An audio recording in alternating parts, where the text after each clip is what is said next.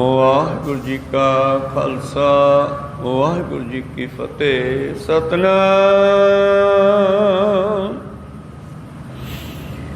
ਸ੍ਰੀ ਵਾਹਿਗੁਰੂ ਸਾਹਿਬ JIO. ਸ੍ਰੀ ਰਾਗ ਮਹਲਾ ਤੀਜਾ। ਮਨਮੁਖ ਕਰਮ ਕਮਾਵਨੇ ਜਿਉ ਦੁਹਾਗਣ ਤਨ ਸ਼ਿੰਗਾਰ। ਸੇਜੈ ਕੰਤ ਨ ਆਵਈ ਨਿਤ ਨਿਤ ਹੋਏ ਖੁਆਰ। ਪਿਰ ਕਾ ਮਹਿਲ ਨ ਭਾਵਈ ਨਾ ਦੀਸੈ ਘਰ ਬਾਰ। ਭਾਈ ਰੇ ਇਕ ਮਨ ਨਾਮ ਧਿਆਏ ਸੰਤਾ ਸੰਗਤ ਮਿਲ ਰਹੈ। ਜਪ ਰਾਮ ਨਾਮ ਸੁਖ ਪਾਏ। ਭਾਈ ਰੇ ਇਕ ਮਨ ਨਾਮ ਧਿਆਏ ਸੰਤਾ ਸੰਗਤ ਮਿਲ ਰਹੈ। ਜਪ ਰਾਮ ਨਾਮ ਸੁਖ ਪਾਏ। ਰਾਉ ਵਾਹਿਗੁਰੂ।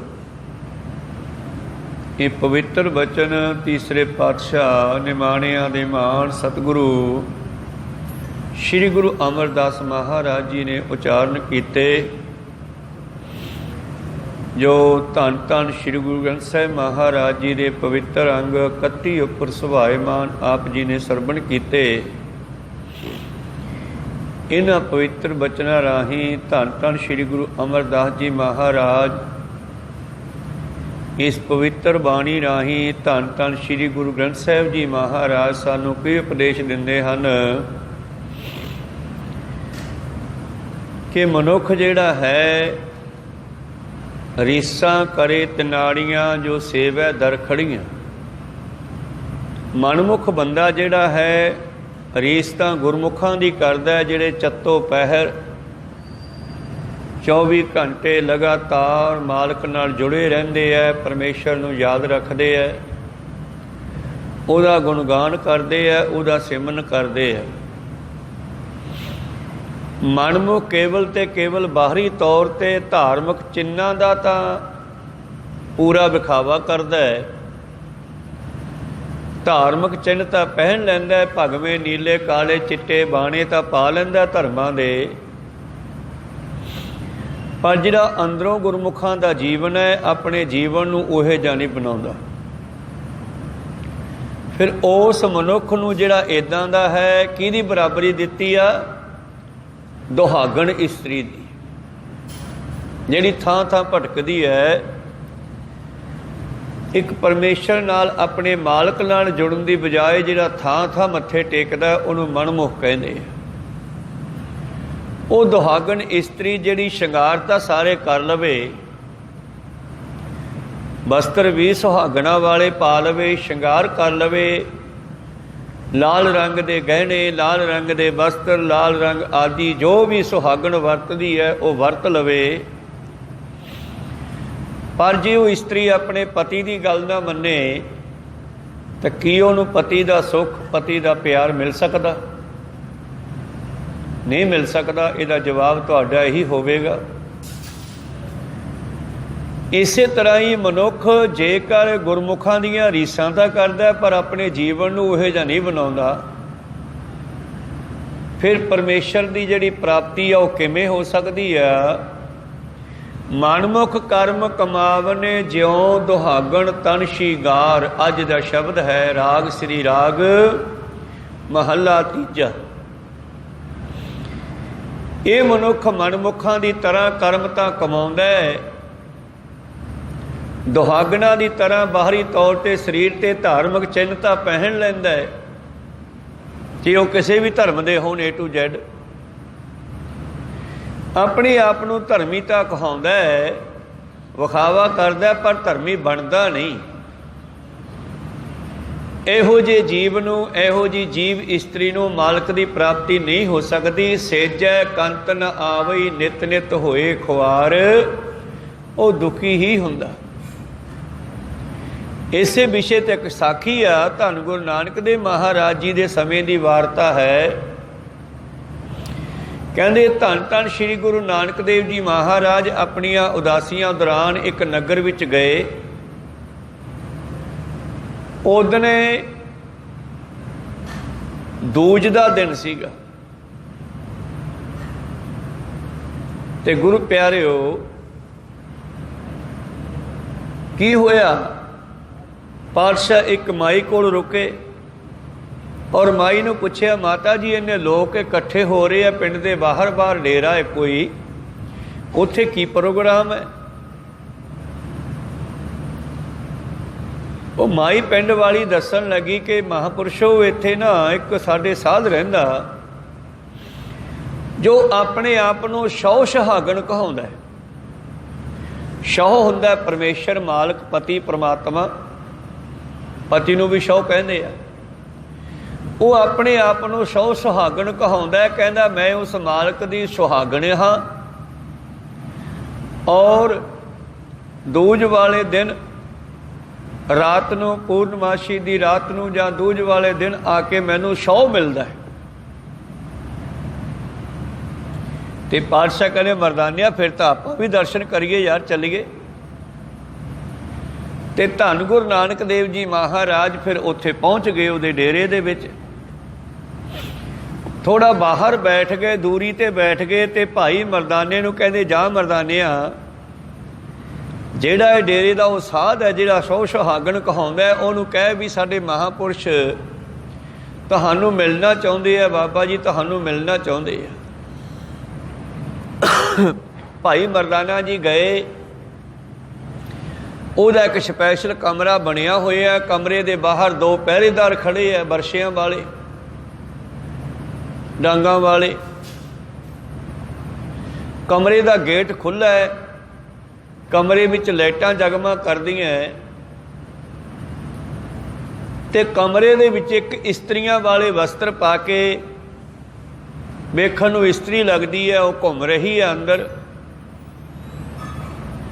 ਮਰਦਾਨੇ ਨੇ ਪੁੱਛਿਆ ਵੀ ਤੁਹਾਡੇ ਬਾਬਾ ਜੀ ਸਾਧੂ ਕਿੱਥੇ ਹੈ? ਕਹਿੰਦੇ ਜੀ ਅੰਦਰ ਹੈ। ਕਹਿੰਦੇ ਵੀ ਉਹਨਾਂ ਨੂੰ ਬਾਬਾ ਜੀ ਮਿਲਣਾ ਚਾਹੁੰਦੇ ਸੀ, ਬਾਬਾ ਨਾਨਕ ਜੀ ਮਿਲਣ ਵਾਸਤੇ ਆਏ ਹੈ। ਉਹ ਪਹਿਰੇਦਾਰ ਕਹਿੰਦੇ ਵੀ ਉਹ ਨਹੀਂ ਮਿਲ ਸਕਦੇ, ਅੱਜ ਦੇ ਦਿਨ ਤਾਂ ਉਹ ਕਿਸੇ ਨੂੰ ਨਹੀਂ ਮਿਲਦੇ ਕਿਉਂਕਿ ਉਹਨਾਂ ਦੇ ਕੋਲੇ ਸ਼ੋਹ ਆਉਂਦਾ ਹੈ। ਤੇ ਇਹ ਸਾਧ ਕੀ ਕਰਦਾ, ਉਸ ਡੇਰੇ ਦੇ ਵਿੱਚ ਰਹਿੰਦਾ ਸੀ, ਉਸ ਕਮਰੇ ਵਿੱਚ ਜਾਂਦਾ ਔਰ ਇਸਤਰੀਆਂ ਵਾਲੇ ਵਸਤਰੇ ਦੇ ਪਾਏ ਹੁੰਦੇ,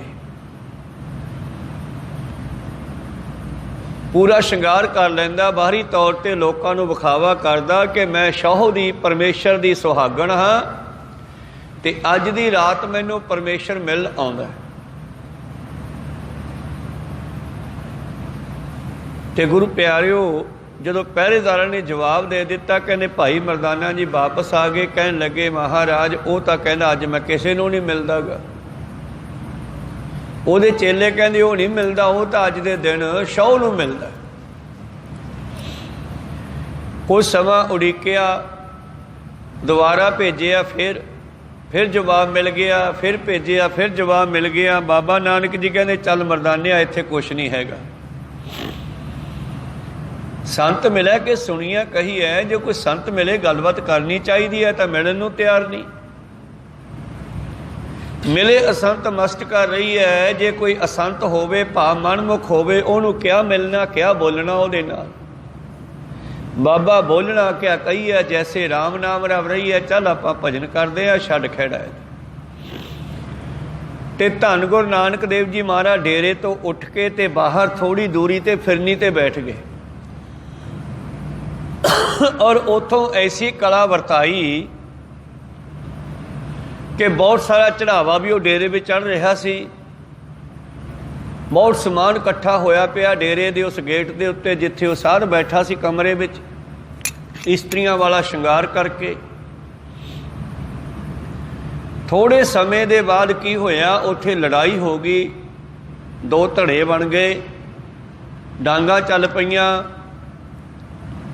ਔਰ ਸਾਧ ਦੇ ਚੇਲਿਆਂ ਨੂੰ ਕੁੱਟਦੇ ਕੁੱਟਦੇ ਲੋਕ ਉਹ ਕਮਰੇ ਦੇ ਗੇਟ ਕੋਲੇ ਪਹੁੰਚ ਗਏ, ਲੜਦੇ ਲੜਦੇ ਇੱਕ ਦੂਜੇ ਨੂੰ ਕੁੱਟਦੇ ਮਾਰਦੇ। ਉਹ ਜਿਹੜੇ ਕਮਰੇ ਵਿੱਚ ਸਾਧ ਕੱਪੜੇ ਪਾ ਕੇ ਬੈਠਾ ਸੀ ਇਸਤਰੀਆਂ ਵਾਲੇ, ਉੱਥੇ ਜਾ ਪਹੁੰਚੇ। ਤੇ ਧੱਕੋ ਧੱਕੀ ਹੁੰਦੇ ਤੇ 2-3 ਬੰਦਿਆਂ ਨੂੰ ਧੱਕਾ ਮਾਰਿਆ ਤੇ ਉਹ ਕਮਰੇ ਦੇ ਵਿੱਚ ਡਿੱਗ ਪਏ। ਜਦੋਂ ਕਮਰੇ ਦੇ ਵਿੱਚ ਡਿੱਗੇ ਤੇ ਕੀ ਦੇਖਦੇ ਆ, ਇੱਥੇ ਕੱਲਾ ਸਾਧ ਨਹੀਂ, ਇੱਕ ਇਸਤਰੀ ਵੀ ਆ ਤੇ ਦੋਨਾਂ ਨੇ ਕੱਪੜੇ ਇੱਕੋ ਜਿਹੇ ਪਾਏ ਹੋਏ ਆ, ਕੋ ਸਤਨਾਮ ਇਸਤਰੀਆਂ ਵਾਲੇ। ਬਸ ਫਿਰ ਐਸੀ ਦਸ਼ਾ ਦੇਖ ਕੇ ਉਹਨਾਂ ਦੀ ਆਪਦੀ ਲੜਾਈ ਤਾਂ ਖਤਮ ਹੋ ਗਈ ਤੇ ਉਹਨਾਂ ਲੋਕਾਂ ਨੇ ਸਾਧ ਨੂੰ ਫੜ ਲਿਆ। ਤੇ ਜਦੋਂ ਉਹਨਾਂ ਦਾ ਭੇਤ ਖੁੱਲਿਆ, ਬਾਹਰ ਕੱਢ ਕੇ ਲਿਆਂਦੇ ਦੋਨੇ, ਇਸਤਰੀ ਤੇ ਮਨੁੱਖ।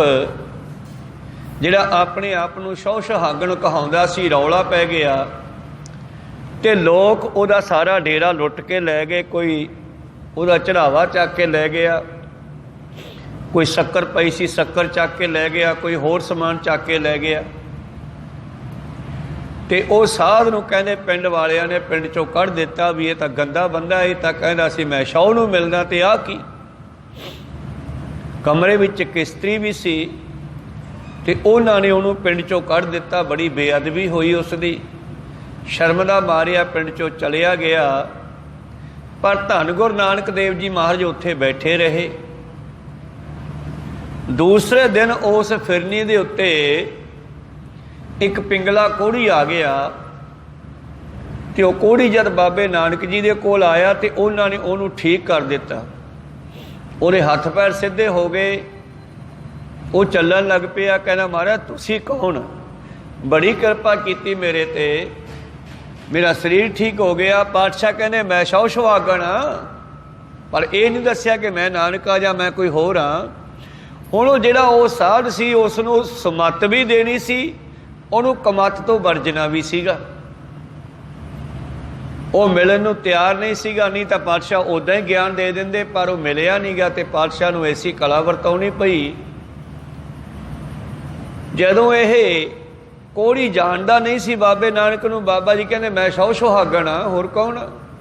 ਅੱਛਾ ਮਾਰੋ ਡੇਰੇ ਵਾਲੇ, ਕਹਿੰਦੇ ਬਸ ਉਹੀ ਸਮਝ ਲੈ। ਆਹ ਤਾਂ ਬੜੀ ਕਿਰਪਾ ਕੀਤੀ ਮਹਾਰਾਜ। ਤੇ ਜਦੋਂ ਕੋਹੜੀ ਚੰਗਾ ਭਲਾ ਹੋ ਕੇ ਪਿੰਡ ਵਿੱਚ ਵਿਚਰਨ ਲੱਗਿਆ ਤੇ ਲੋਕ ਪੁੱਛਦੇ ਓਏ ਤੂੰ ਠੀਕ ਕਿਵੇਂ ਹੋ ਗਿਆ? ਉਹ ਕਹਿੰਦਾ ਮੈਨੂੰ ਸ਼ੌ ਸੁਹਾਗਣ ਨੇ ਠੀਕ ਕਰਤਾ। ਫਿਰ ਪਿੰਡ ਵਾਲੇ ਕਹਿੰਦੇ ਯਾਰ ਆਪਾਂ ਤਾਂ ਉਹ ਸਾਧ ਨੂੰ ਵੀ ਕੁੱਟ ਕੇ ਬਾਹਰ ਕੱਢਤਾ, ਉਹ ਤਾਂ ਸ਼ਕਤੀਆਂ ਵਾਲਾ ਬੰਦਾ ਸੀਗਾ। ਫਿਰ ਪਿੰਡ ਵਾਲਿਆਂ ਨੇ ਉਹਨੂੰ ਲੱਭਿਆ ਤੇ ਉਹਨੂੰ ਵਾਪਸ ਲੈ ਕੇ ਆਂਦਾ। ਉਹਨੂੰ ਪੁੱਛਦੇ ਤੂੰ ਆ ਕੋਹੜੀ ਠੀਕ ਕੀਤਾ? ਕਹਿੰਦਾ ਮੈਂ ਨਹੀਂ ਕੀਤਾ। ਕਹਿੰਦੇ ਫਿਰ ਇਹਨੂੰ ਕਿਹਨੇ ਕੀਤਾ? ਕੋਹੜੀ ਨੂੰ ਪੁੱਛਿਆ ਵੀ ਕਿੱਥੇ ਮਿਲਿਆ ਤੈਨੂੰ ਉਹ ਸ਼ੌ ਸੁਹਾਗਣ? ਕਹਿੰਦਾ ਵੀ ਬਾਹਰ ਖੇਤਾਂ ਦੇ ਵਿੱਚ ਪਿੰਡ ਦੀ ਫਿਰਨੀ ਤੇ ਬੈਠੇ ਸੀ। ਕਹਿੰਦੇ ਪਤਾ ਕਰੋ ਉੱਥੇ ਹੈ ਕਿ ਨਹੀਂ ਹੈ। ਪਾਤਸ਼ਾਹ ਤਾਂ ਉਡੀਕ ਰਹੇ ਸੀ ਇਹਨਾਂ ਨੂੰ ਸਿੱਧੇ ਰਸਤੇ ਪਾਉਣਾ ਸਾਰਿਆਂ ਨੂੰ। ਪਤਾ ਲੱਗਿਆ ਕਿ ਉੱਥੇ ਗੁਰੂ ਨਾਨਕ ਦੇਵ ਭਾਈ ਮਰਦਾਨਾ ਜੀ ਸਾਥੀ ਬੈਠੇ ਹਨ ਸਾਰੇ। ਤੋ ਕਹਿਣ ਲੱਗਾ ਜੀ ਆਹ ਹੈ ਉਹ ਜਿਹੜਾ ਝੂਠਾ ਪਖੰਡੀ ਸੀਗਾ, ਮਨਮੁਖ ਕਰਮ ਕਮਾਵਨੇ ਜਿਉ ਦੁਹਾਗਣ ਤਨ ਸ਼ਿੰਗਾਰ, ਸੇਜੈ ਕੰਤ ਨ ਆਵੀ ਨਿਤ ਨਿਤ ਹੋਏ ਖੁਆਰ। ਜਿਹਨੇ ਪਖੰਡ ਧਾਰਿਆ ਹੋਇਆ ਸੀ ਉਹ ਵੀ ਜਾ ਪਹੁੰਚਿਆ। ਉਹ ਕਹਿਣ ਲੱਗਿਆ ਮਹਾਰਾਜ ਤੁਸੀਂ ਠੀਕ ਕੀਤਾ ਇਸ ਨੂੰ? ਕਹਿੰਦੇ ਉਹ ਤਾਂ ਪਰਮੇਸ਼ਰ ਨੇ ਕਰਤਾ। ਕਹਿੰਦੇ ਫਿਰ ਤੁਹਾਡਾ ਨਾਂ ਸ਼ੌ ਸੁਹਾਗਣ ਹੈ? ਕਹਿੰਦੇ ਨਹੀਂ। ਫਿਰ ਤੁਸੀਂ ਇਹਨੂੰ ਕਿਉਂ ਕਿਹਾ ਕਿ ਮੇਰਾ ਨਾਮ ਸ਼ੌ ਸੁਹਾਗਣ ਹੈ? ਕਹਿੰਦੇ ਤੈਨੂੰ ਰਸਤੇ ਤੇ ਲਿਆਉਣ ਵਾਸਤੇ। ਕੋ ਸਤਨਾਮ ਸ੍ਰੀ ਅਸੀਂ ਤੈਨੂੰ ਮਿਲਣ ਵਾਸਤੇ ਆਏ ਸੀ ਤੇਰੇ ਡੇਰੇ ਦੇ ਵਿੱਚ, ਪਰ ਤੇਰੇ ਬੰਦਿਆਂ ਨੇ ਜਾਂ ਤੂੰ ਸਾਨੂੰ ਮਿਲਣਾ ਨਹੀਂ ਕੀਤਾ। ਫਿਰ ਉੱਥੇ ਲੜਾਈ ਹੋ ਗਈ ਤੇ ਜਿਹੜਾ ਤੂੰ ਉਸ ਕਮਰੇ ਵਿੱਚ ਪਖੰਡ ਧਾਰਿਆ ਹੋਇਆ ਸੀ, ਤੇਰਾ ਪਖੰਡ ਦਾ ਪਰਦਾ ਖੁੱਲ੍ਹ ਗਿਆ ਤੇ ਲੋਕਾਂ ਨੇ ਤੈਨੂੰ ਕੁੱਟ ਕੇ ਬਾਹਰ ਕੱਢਤਾ ਪਿੰਡ ਚੋਂ। ਪਰ ਅਸੀਂ ਕਿਸੇ ਦੀ ਬੇਅਦਬੀ ਕਰਨੀ ਆਏ, ਸਾਡਾ ਮਕਸਦ ਹੈ ਭੁੱਲੇ ਭਟਕਿਆਂ ਨੂੰ ਸਿੱਧੇ ਰਸਤੇ ਪਾਉਣਾ। ਤੇ ਤੂੰ ਜਿਹੜਾ ਹੈ ਗਲਤ ਰਸਤੇ ਪਿਆ ਹੋਇਆ ਸੀ, ਅਸੀਂ ਤੈਨੂੰ ਮਾਰਗਦਰਸ਼ਨ ਕਰਨ ਆਏ ਸੀ, ਪਰ ਤੂੰ ਸਾਨੂੰ ਮਿਲਿਆ ਨਹੀਂ। ਪਰਮੇਸ਼ਰ ਨੂੰ ਐਸੀ ਖੇਡ ਰਚਣੀ ਪਈ ਤੈਨੂੰ ਸਿੱਧੇ ਰਸਤੇ ਪਾਉਣ ਵਾਸਤੇ, ਤੇਰੇ ਤੇ ਦਇਆ ਆਈ। ਉੱਥੇ ਰੌਲਾ ਪਿਆ, ਲੜਾਈ ਹੋਈ, ਤੇਰਾ ਭੇਤ ਖੁੱਲ੍ਹ ਗਿਆ। ਪਿੰਡ ਵਾਲਿਆਂ ਨੇ ਪਿੰਡ ਚੋਂ ਬਾਹਰ ਕੱਢ ਦਿੱਤਾ। ਜਦੋਂ ਇਹ ਕੋਹੜੀ ਠੀਕ ਹੋ ਗਿਆ ਤੇ ਪਿੰਡ ਵਾਲਿਆਂ ਨੂੰ ਖਿਆਲ ਆਇਆ ਵੀ ਸ਼ਾਇਦ ਸ਼ੌ ਸੁਹਾਗਣ ਸਹੀ ਸੀਗਾ, ਅਸੀਂ ਗਲਤ ਸੀਗੇ। ਉਹ ਤੈਨੂੰ ਮੋੜ ਲਿਆਏ ਪਿੰਡ ਵਾਲੇ। ਤੇਰੀ ਜਿਹੜੀ ਬੇਇੱਜ਼ਤੀ ਹੋ ਗਈ ਸੀ ਦੁਬਾਰਾ ਇੱਜ਼ਤ ਬਣ ਗਈ ਆ। ਸਾਡਾ ਕੀ ਹੈ? ਕਹੋ ਨਾਨਕ ਸਾਹਿਬ ਤੇਰੀ ਵਡਿਆਈ ਕੋਈ ਨਾਮ ਨਾ ਜਾਣੇ ਮੇਰਾ, ਅਸੀਂ ਕਿਹੜਾ ਨਾਮ ਜਪਾਉਣ ਆਏ ਆਪ ਦਾ। ਸਾਡੀ ਕੋਈ ਗੱਲ ਨਹੀਂ, ਪਰ ਤੇਰੀ ਇੱਜ਼ਤ ਦੁਬਾਰੇ ਬਣਾ ਦਿੱਤੀ ਆ। ਪਰ ਅੱਜ ਤੋਂ ਬਾਅਦ ਇਹ ਪਖੰਡ ਨਾ ਕਰੀ। ਜਾਓ ਡੇਰਾ ਸਾਂਭ ਲੈ, ਦੁਬਾਰੇ ਸੰਸਾਰ ਤੇਰਾ ਪ੍ਰਚਾਰ ਸੁਣੇਗਾ, ਤੇਰੀ ਗੱਲ ਸੁਣੇਗਾ, ਸਤਿਕਾਰ ਵੀ ਕਰੇਗਾ। ਪਰ ਅੱਜ ਤੋਂ ਬਾਅਦ ਆਹ ਨਾਮ ਜਪਿਆ ਕਰ। ਉਸ ਨੂੰ ਸਤਿਗੁਰਾਂ ਨੇ ਉਪਦੇਸ਼ ਦਿੱਤਾ, ਚਰਨ ਪਹੁਲ ਦਿੱਤੀ, ਆਪਣਾ ਸਿੱਖ ਬਣਾਇਆ। ਔਰ ਫਿਰ ਉਸ ਨੂੰ ਉਸੇ ਡੇਰੇ ਵਿੱਚ ਸਿੱਖੀ ਦਾ ਪ੍ਰਚਾਰ ਕਰਨ ਵਾਸਤੇ ਲਾਇਆ, ਮੰਜੀ ਦੇ ਦਿੱਤੀ। ਔਰ ਪਿੰਡ ਵਾਲੇ ਨੂੰ ਕੋਈ ਪਤਾ ਨਹੀਂ ਬਈ ਜਿਹੜਾ ਸੌ ਸੁਹਾਗਣ ਹੈ ਜਾਂ ਜਿਹੜਾ ਕੋਹੜੀ ਆ ਉਹ ਕਿਹਨੇ ਠੀਕ ਕੀਤਾ, ਤੇ ਪਾਤਸ਼ਾਹ ਗੁਪਤ ਹੀ ਉੱਥੋਂ ਚਲੇ ਗਏ। ਕੋ ਸਤਨਾਮ ਸ੍ਰੀ। ਸੋ ਇਸ ਤਰ੍ਹਾਂ ਸੰਸਾਰ ਜਿਹੜਾ ਗੁਰੂ ਪਿਆਰਿਓ ਪਾਤਸ਼ਾਹ ਜੀ ਕਹਿੰਦੇ, ਰੀਸਾਂ ਕਰੇ ਤਨਾੜੀਆਂ ਜੋ ਸੇਵੈ ਦਰ ਖੜੀਆਂ, ਹੰਸਾ ਸੇਤੀ ਚਿੱਤ ਉਲਾਸੈ ਕੁੱਕੜ ਦੀ ਉਡਾਰੀ। ਇਹ ਖੇਡ ਹੁੰਦੀ ਹੈ ਖੁੱਦੋ ਖੁੰਡੀ ਦੀ। ਬੱਚੇ ਮੈਦਾਨ ਵਿੱਚ ਭੱਜ ਕੇ ਖੇਡਦੇ ਆ। ਇਹੀ ਖੇਡ ਨੂੰ ਅੰਗਰੇਜ਼ ਲੋਕ ਘੋੜਿਆਂ ਤੇ ਚੜ੍ਹ ਕੇ ਖੇਡਦੇ ਆ। ਲੰਬੀ ਖੁੰਡੀ ਹੁੰਦੀ ਆ, ਉਹਨੂੰ ਕੁੰਦਾ ਕਹਿੰਦੇ ਆ। ਘੋੜੇ ਤੇ ਬੈਠ ਕੇ ਉਹ ਲੰਬੀ ਖੁੰਡੀ ਫੜ ਕੇ ਗੇਂਦ ਨੂੰ ਲੈ ਕੇ ਤੇ ਖੇਡਦੇ ਆ। ਉਸ ਖੇਡ ਨੂੰ ਬਾਬਾ ਜੀ ਨੇ ਇੱਥੇ ਲਿਖਿਆ ਬਾਣੀ 'ਚ, ਕੁੰਦੇ ਪਕੜੈ ਚੜ੍ਹ ਕੇ ਘੋੜੜੇ, ਘੋੜੇ ਤੇ ਚੜ੍ਹ ਕੇ ਘੋੜੜੇ ਕੁੰਦੇ ਪਕੜੈ, ਖੁੰਡੀ ਦੀ ਖੇਡਾਰੀ, ਹੰਸਾ ਸੇਤੀ ਚੇਤੀ ਉਲਾਸੈ ਕੁੱਕੜ ਦੀ ਉਡਾਰੀ। ਹੁਣ ਜਿਹੜਾ ਬੰਦਾ ਕਦੇ ਥੱਲੇ ਖੁੱਦੋ ਖੁੰਡੀ ਨਹੀਂ ਖੇਡਿਆ, ਉਹ ਘੋੜੇ ਤੇ ਚੜ੍ਹ ਕੇ ਕਿੱਥੋਂ ਖੇਡ ਲੂਗਾ? ਤੇ ਜਿਹੜਾ ਬੰਦੇ ਨੇ ਉਪਦੇਸ਼ ਨਹੀਂ ਲਿਆ, ਗੁਰੂ ਵਾਲਾ ਨਹੀਂ ਬਣਿਆ, ਸਿਮਰਨ ਨਹੀਂ ਕੀਤਾ, ਉਹ ਗੁਰਮੁਖਾਂ ਦੀ ਰੀਸ ਕਰਦਾ ਤੇ ਉਹਨਾਂ ਦੀ ਬਰਾਬਰੀ ਕਿਵੇਂ ਕਰ ਸਕਦਾ? ਕੋ ਸਤਨਾਮ ਸ੍ਰੀ। ਘੋੜੇ ਤੇ ਚੜ੍ਹ ਕੇ ਲੰਬੀ ਖੁੰਡੀ ਫੜ ਕੇ ਖੁੰਦੋ ਖੇਡੀ ਖੇਡਣਾ ਬਹੁਤ ਔਖੀ ਆ ਖੇਡ। ਇਹ ਘੋੜਾ ਵੀ ਕੰਟਰੋਲ ਕਰਨਾ ਹੈ ਤੇ ਗੇਂਦ ਵੀ ਆਪਣੇ ਪਾਲੇ 'ਚ ਲੈ ਕੇ ਜਾਣੀ ਆ। ਸੰਸਾਰ ਇੱਦਾਂ ਦਾ ਹੈ। ਕੁੱਕੜ ਦੀ ਉਡਾਰੀ ਕਿੰਨੀ ਕੁ ਹੈ? ਵੱਧ ਤੋਂ ਵੱਧ 5-7-10 ਫੁੱਟ ਦੀ। ਉਹ ਜ਼ਿਆਦਾ ਲੰਮਾ ਨਹੀਂ ਉੱਡ ਸਕਦਾ। ਬਿੱਲੀ ਤੋਂ ਬਚਣ ਵਾਸਤੇ ਉਹ ਛਾਲਾਂ ਜਿਹੀਆਂ ਮਾਰਦਾ ਬਸ। 10 ਫੁੱਟ ਦੇ ਤੱਕ ਉੱਡ ਕੇ ਫਿਰ ਡਿੱਗ ਪੈਂਦਾ ਉਹ। ਤੇ ਹੰਸਾਂ ਦੀ ਉਡਾਰੀ ਜਿਹੜੀ ਆ ਉਹ ਬੜੀ ਲੰਮੀ ਹੈ। ਤਾਂ ਗੁਰਮੁਖਾਂ ਦੀ ਸੁਰਤ ਹੈ ਜਿਹੜੀ ਪਰਮੇਸ਼ਰ ਨਾਲ ਜੁੜੀ ਹੋਈ ਹੈ। ਮਨਮੁਖਾਂ ਦੀ ਸੁਰਤ ਕਦੇ ਜੁੜਦੀ ਆ, ਕਦੇ ਟੁੱਟਦੀ ਹੈ, ਕਦੇ ਮਾੜੀ ਮੋਟੀ ਜੁੜਦੀ ਹੈ, ਫਿਰ ਮਾਇਆ ਦੇ ਚੱਕਰਾਂ ਵਿੱਚ ਫਿਰ ਡਿੱਗ ਪੈਂਦੀ ਆ। ਕੋ ਸਤਨਾਮ ਸ੍ਰੀ। ਤੇ ਇਹ ਉਦਾਹਰਨ ਇਹਨਾਂ ਲੋਕਾਂ ਵਾਸਤੇ ਪਾਤਸ਼ਾਹ ਜੀ ਨੇ ਇੱਥੇ ਦਿੱਤੀ। ਚੜ੍ਹ ਕੇ ਘੋੜੜ ਕੁੰਦੇ ਪਕੜੈ, ਖੁੰਡੀ ਦੀ ਖੋਡਾਰੀ, ਖੁੰਡੀ ਦੀ ਖੇਡਾਰੀ, ਹੰਸਾ ਸੇਤੀ ਚਿੱਤ ਉਲਾਸੈ ਕੁੱਕੜ ਦੀ ਉਡਾਰੀ। ਜੀ ਤਾਂ ਕਰਦਾ ਹੰਸਾਂ ਦੇ ਬਰਾਬਰ ਉੱਡੀਏ, ਪਰ ਉਡਾਰੀ ਤਾਂ ਇਹਦੀ ਕੁੱਕੜ ਤੋਂ ਵੱਧ ਨਹੀਂ। ਭਾਵ ਸੁਰਤ ਇਹਦੀ ਜੁੜਦੀ ਨਹੀਂ। ਬਾਹਰੀ ਤੌਰ 'ਤੇ ਸ਼ਿੰਗਾਰ ਕਰ ਲਿਆ, ਧਾਰਮਿਕ ਚਿੰਨ੍ਹ ਪਹਿਨ ਲਏ, ਪਰ ਅੰਦਰੋਂ ਸੁਰਤ ਨੂੰ ਸ਼ਬਦ ਨਾਲ ਜੋੜਦਾ ਨਹੀਂ। ਫਿਰ ਦੱਸੋ ਇਹ ਗੁਰਮੁਖਾਂ ਦੀ ਬਰਾਬਰੀ ਕਿਵੇਂ ਕਰ ਸਕਦਾ? ਜਿਵੇਂ ਕੋਈ ਦੁਹਾਗਣ ਸੁਹਾਗਣਾ ਵਾਲਾ ਸ਼ਿੰਗਾਰ ਕਰ ਲਵੇ ਪਰ ਉਹੋ ਜਿਹਾ ਜੀਵਨ ਨਾ ਬਣਾਵੇ ਤੇ ਉਹ ਕਦੇ ਵੀ ਉਹਨਾਂ ਦੇ ਬਰਾਬਰ ਨਹੀਂ ਪਹੁੰਚ ਸਕਦਾ। ਪੂਛਤ ਸੁਹਾਗਣ ਤੇ ਕਰਮ ਹੈ ਦੁਹਾਗਣ ਕੇ। ਜੀਵਨ ਜਿਹੜਾ ਹੈ ਦੁਹਾਗਣਾ ਵਰਗਾ ਹੈ। ਗੱਲਾਂ ਕਰਦਾ ਸੁਹਾਗਣਾ ਦੀਆਂ, ਗੱਲਾਂ ਕਰਦਾ ਹੈ ਰੱਬ ਦੀਆਂ ਵੱਡੀਆਂ ਵੱਡੀਆਂ ਕਹਾਣੀਆਂ ਸੁਣਾਉਂਦਾ ਹੈ, ਪਰ ਜੀਵਨ ਜਿਹੜਾ ਇਸ ਦਾ ਦੁਹਾਗਣਾ ਵਰਗਾ, ਛੁੱਟਣਾ ਵਰਗਾ, ਬੇਸਵਾਵਾਂ ਵਰਗਾ, ਥਾਂ ਥਾਂ ਤੇ ਭਟਕਦਾ ਫਿਰਦਾ। ਕੋ ਸਤਨਾਮ ਸ੍ਰੀ। ਮਨਮੁਖ ਕਰਮ ਕਮਾਵਨੇ ਜਿਉ ਦੁਹਾਗਣ ਤਨ ਸ਼ਿੰਗਾਰ। ਇਹ ਮਨੁੱਖ ਜਿਹੜਾ ਹੈ ਮਨਮੁਖ ਬਣ ਕੇ, ਮਨਮਤ ਕਰਕੇ, ਮਨ ਦੇ ਮਗਰ ਲੱਗ ਕੇ ਜਿੱਧਰ ਜੀ ਕਰਦਾ ਚਲਿਆ ਜਾਂਦਾ ਹੈ। ਕੋਈ ਆਪਣੇ ਆਪ ਨੂੰ ਵਰਜਦਾ ਨਹੀਂ।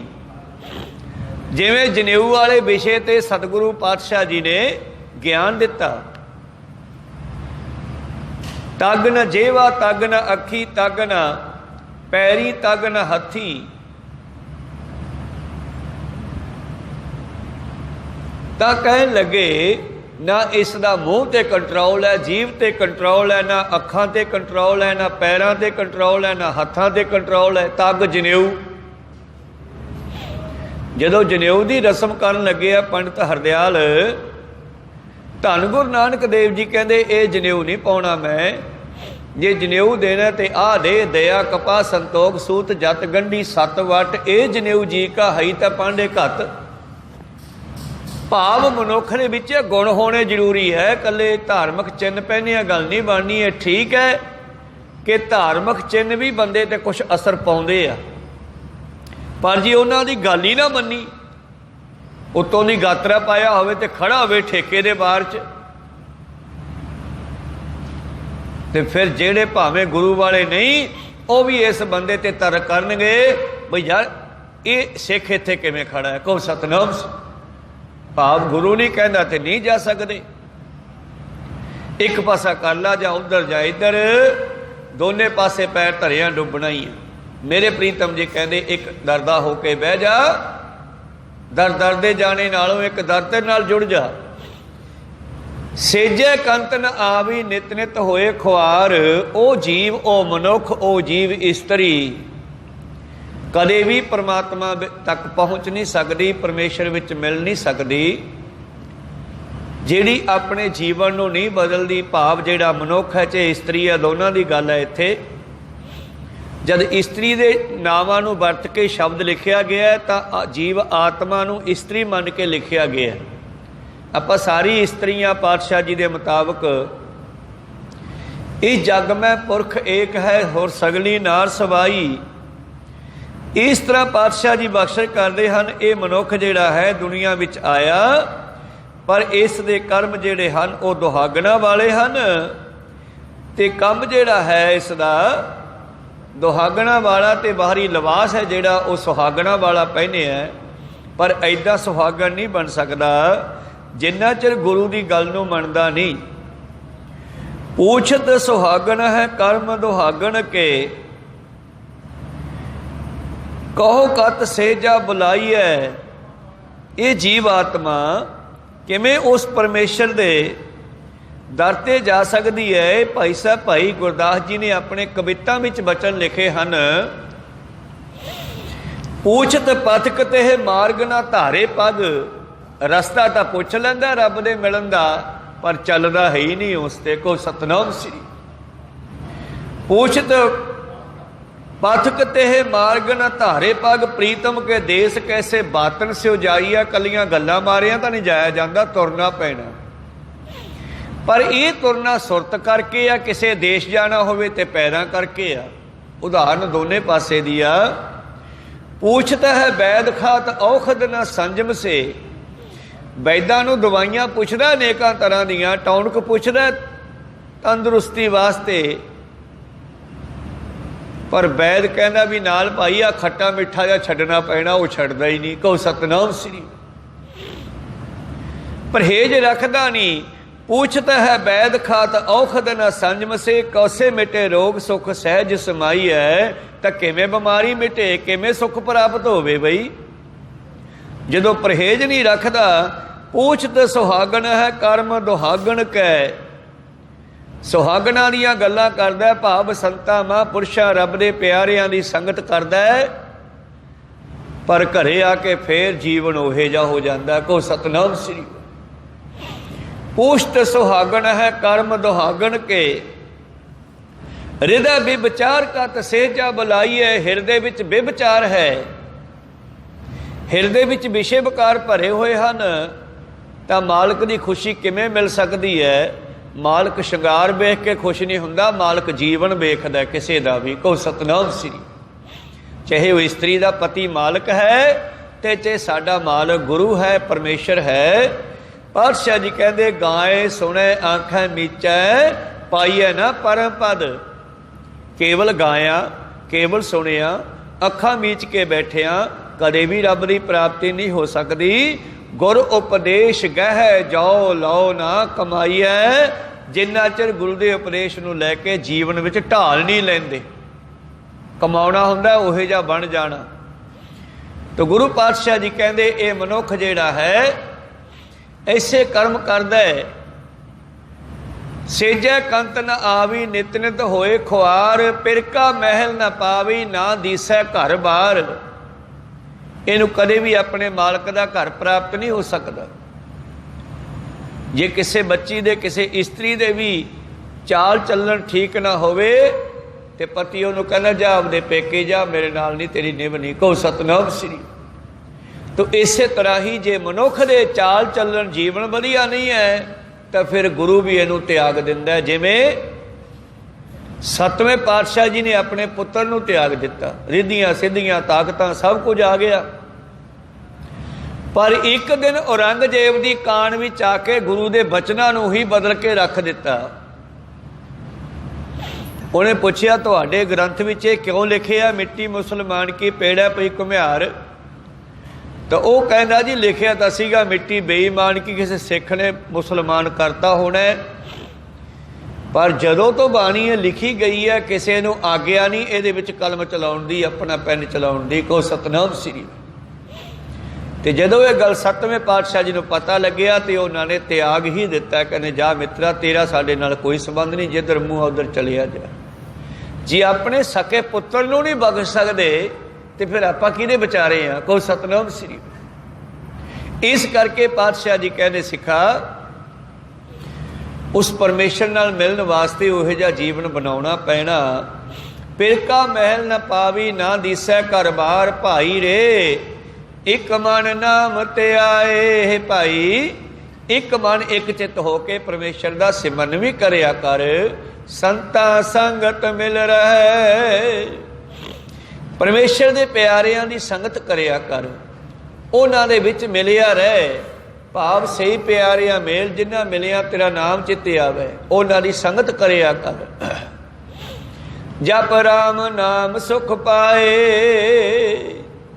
इस तरह तो परमेश्वर का नाम जप के असली सुख नू आत्मक सुख नू प्राप्त कर सकता है। रहाओ गुरमुख सदा सुहागणी, पिर राख्या और धार। गुरमुख जो गुरु नू अगे रख के चलते हैं उन्होंने गुरु मिल जाता, उन्होंने गुरु की कृपा हो जाती। जिमें भूमीए चोर ने पातशाह ने तिन्ने बचन सिੱਟੇ नहीं तो अखीर उसते किन्नी कृपा हो गई, मुड़ के उन्होंने चोरी नहीं करनी पई, वजीर बन गया। को सतनाम श्री। खर्चा पानी उत्थों मिलने लग पिया, चोरी काहदे वास्ते करनी है। इस करके पातशाह जी कहते गुरमुख सदा सुहागणी, पिर राख्या और धार। जिन्हां ने अपने हिरदे विच अपने मालक नूं हमेशा याद रखिया। मिठा बोलिया निभ चला, ये लक्षण हैं। जे साडे अंदर कोई वस्तु है उहदा अक्स जिहड़ा साडे चेहरे ते भी आ जाता है। जे साडे अंदर कोई दुख है तो साडा चेहरा मुरझा जाता है, जे अंदर कोई खुशी है तो चेहरा खिड़ जाता। इस तरह ही जदों असी वो जीवन नूं धारण करांगे जिहड़ा गुरमुखां दे जीवन है तो साडी बोलबाणी च भी बदलाव आना चाहिए। जे बोलबाणी नहीं बदली तो यदा मतलब हजे साडे ते कोई असर नहीं होया। को सतनाम श्री। क्योंकि ये लक्षण परमेश्वर दे है तो जेडे सिख विच लक्षण आ गए उन्होंने भी दुनिया कहती है ਜਿਹੜੇ तो बंदा रब वर्गा ही है। मिठ बोलड़ा जी हर सज्जन स्वामी मोरा, हो समल थकी जी वो कदे ना बोलै कौरा। मेरा सज्जन मेरा मालक बड़ा मिठ बोलड़ा है। मैं कई बारी चैक किया, कई बारी पता किया, कई बारी फील किया, वो कौड़ा नहीं बोलता। हो समल थकी जी वो कदे ना बोलै कौरा। कौड़ा बोल ना जाना पूर्ण भगवान है, औगण को ना चितारै। वो मेरे औगणा नूं नहीं वेखदा, मैनू कौड़ा नहीं बोलता। इहो जिहा मेरा मालक है। प्रीतम जी कहते मिठा बोलै निव चलै, सेजा रवै पधार। जे मालक नूं प्राप्त करना है तो तुहाडे जीवन विच बदलाव आना चाहिए। तो बदलाव तां आऊगा जे सिमरन करांगे, सिमरन करे बिना जीवन च बदलाव नहीं आउंदा। को सतनाम श्री। मिठा बोलै निव चलै, सेजा रवै पधार। शोभावंती सुहागणी जिन गुर का हेत अपार। ਜਿਨ੍ਹਾਂ ਦੇ ਹਿਰਦੇ ਵਿੱਚ ਗੁਰੂ ਦਾ ਬਹੁਤ ਪਿਆਰ ਹੈ, ਜਿਹੜੇ ਹਰ ਪੈਰ ਪੈਰ ਤੇ ਸੋਚਦੇ ਆ ਮੈਂ ਕੋਈ ਐਸਾ ਕਦਮ ਨਾ ਚੱਕਾਂ ਕਿ ਮੇਰੇ ਗੁਰੂ ਦੀ ਬੇਅਦਬੀ ਕਰਨ ਲੋਕ, ਕਿਉਂਕਿ ਮੈਂ ਮਾੜਾ ਕੰਮ ਕਰਾਂਗਾ, ਮੈਂ ਗੁਰਮਤਿ ਦੇ ਉਲਟ ਚੱਲਾਂਗਾ ਤਾਂ ਲੋਕਾਂ ਨੇ ਕੇਵਲ ਮੈਨੂੰ ਨਹੀਂ ਕਹਿਣਾ, ਮੇਰੇ ਗੁਰੂ ਤੇ ਵੀ ਟੰਚ ਕੱਸਣੇ ਆ, ਫਲਾਨਾ ਸਿੱਖ ਕਿਹੋ ਜਿਹਾ, ਕਹੋ ਸਤਨਾਮ ਸੀ। ਤੋ ਸਿੱਖ ਨੂੰ ਹਰ ਕਦਮ ਸੋਚ ਕੇ ਚੱਕਣਾ ਚਾਹੀਦਾ। ਮੇਰੇ ਪ੍ਰੀਤਮ ਜੀ ਬਾਣੀ 'ਚ ਵੀ ਲਿਖਦੇ ਹੈ, ਗੁਰ ਸਾਗਰ ਰਤਨੀ ਭਰਪੂਰੇ, ਅੰਮ੍ਰਿਤ ਸੰਤ ਚੁਗੈ ਨਹੀਂ ਦੂਰੇ।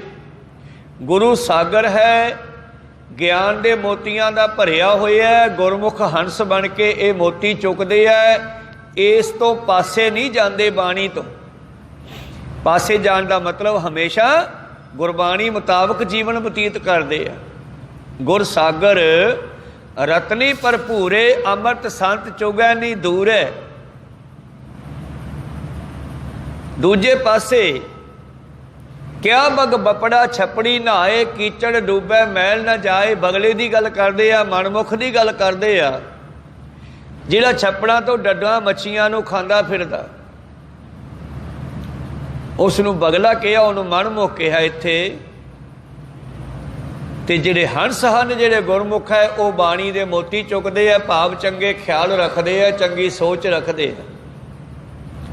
ਕਿਆ ਬਗ ਬਪੜਾ ਛਪੜੀ ਨਹਾਏ, ਕੀਚੜ ਡੂਬੈ ਮੈਲ ਨਾ ਜਾਏ। ਸਿੱਖਾ ਦੋਨਾਂ ਦੀ ਗੱਲ ਕਰਕੇ ਫਿਰ ਸਾਨੂੰ ਉਪਦੇਸ਼ ਦਿੰਦੇ ਆ, ਸਿੱਖਾ ਰੱਖ ਰੱਖ ਚਰਨ ਧਰੇ ਵਿਚਾਰੀ। ਹਰ ਪੈਰ ਸੋਚ ਕੇ ਚੱਕ ਤੇ ਸੋਚ ਕੇ ਰੱਖ, ਗੁਰੂ ਤੋਂ ਐਂਟੀ ਨਾ ਚਲਿਆ ਜਾਈ ਕਿਤੇ, ਕਹੋ ਸਤਨਾਮ ਸ੍ਰੀ, ਉਲਟ ਨਾ ਚਲਿਆ ਜਾਈ। ਰੱਖ ਰੱਖ ਚਰਨ ਧਰੇ ਵਿਚਾਰੀ, ਦੁਬਿਧਾ ਛੋੜ ਭਏ ਨਿਰੰਕਾਰੀ। ਦੁਬਿਧਾ ਥਾਂ ਥਾਂ ਤੇ ਭਟਕਣਾ ਛੱਡ ਕੇ ਇੱਕ ਨਾਲ ਜੁੜ ਜਾ, ਤੂੰ ਰੱਬ ਦਾ ਰੂਪ ਹੀ ਹੋ ਜਾਏਗਾ। ਭਏ ਨਿਰੰਕਾਰੀ, ਨਿਰੰਕਾਰ ਹੋ ਜਾ, ਉਹਦੇ ਵਿੱਚ ਮਿਲ ਜਾ।